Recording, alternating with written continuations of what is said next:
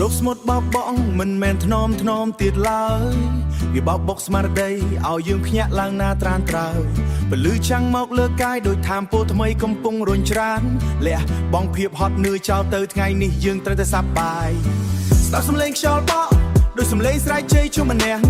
សម្លឹងទៅសមុទ្រធំធេងដឹងថាគ្មានអ្វីមកខាត់យើងបានត្រៀមខ្លួនរួចរាល់ហើយឬនៅហក់លោតទៅមុខទាំងអស់គ្នាជាកម្លាំងនៃសមុទ្រនេះជាអំណាចនៃជីវិតរំលែងនៅលើឆ្នេរខ្សាច់ឲ្យកោក្រៅពេញដួងចិត្តគ្មានទុកសោកណាអាចនៅចិត្តគ្មានភាពទន់ជ្រាយមកបៀតបៀនយើងខ្លាំងដូចលោកសមុទ្របោះជំហានទៅមុខដោយភាពជឿជាក់បោះជំហានទៅមុខដោយភាពជឿជាក់បោះជំហានទៅមុខដោយភាពជឿជាក់រត់កាត់ទឹកសមុទ្រឲ្យទឹកខ្ទាតពេញផ្ទៃមេសម្លឹងមើលទៅមុខឃើញគោដៅធំធេងឥតឧបមា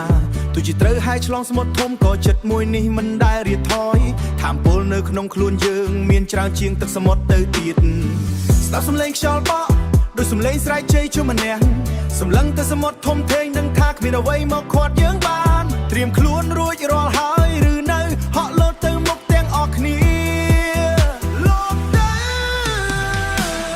ជាកម្លាំងនៃសមុទ្រនេះជាអំណាចនៃជីវិតរំលែងនៅលើឆ្នេរខ្សាច់ឲ្យកោក្រៅពេញដួងចិត្តគ្មានទុកសោកណាអាចនៅចិត្តគ្មានភាពទន់ជ្រាយមកបៀតបៀនយើងខ្លាំងដូចលោកសមុទ្រ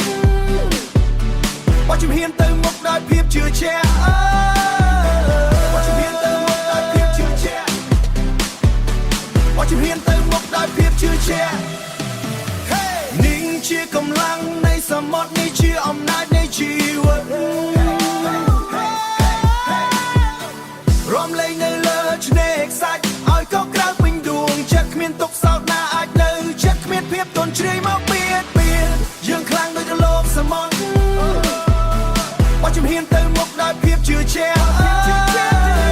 បោះជំហានទៅមុខដោយភាពជឿជាក់បោះជំហានទៅមុខដោយភាពជឿជាក់Ocean Power Ocean Power ពួកយើងមិនដែលរាថយឡើយ